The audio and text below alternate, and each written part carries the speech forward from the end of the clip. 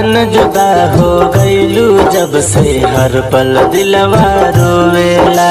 चैन मिले ना दिलवा के अब चैन के नींद न सोवेला। जान जुदा हो गईलू जब से हर पल दिलवा रोवेला। चैन मिले ना दिलवा के अब चैन के नींद न सोवे। कौमी रहे दिल से निकल गईलू। कौमी रहे दिल से निकल गईलू। जैसे बदले जमाना तू बदल गईलू। जैसे बदले जमाना तू बदल गईलू।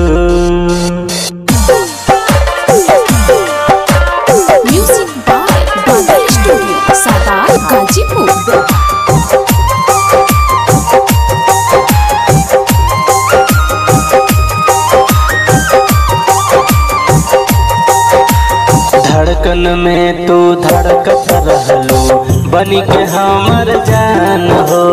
छोड़ले पाड़ू जब से जिंदगी हो गईल बेजान हो।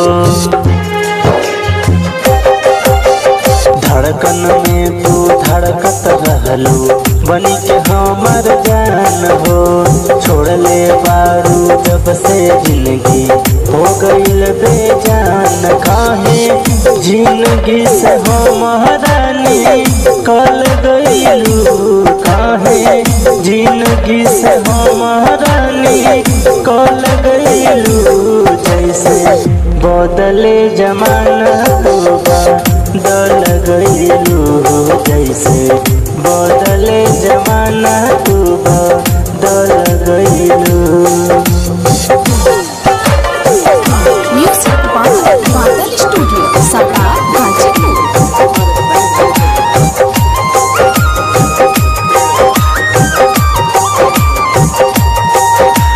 झूठा रहे सब वादा तोहर झूठा तोहर प्यार हो। राइटर आशीष के सपना सब क देलू बेकार हो। झूठा रहे सब वादा तोहर झूठा तोहर प्यार हो।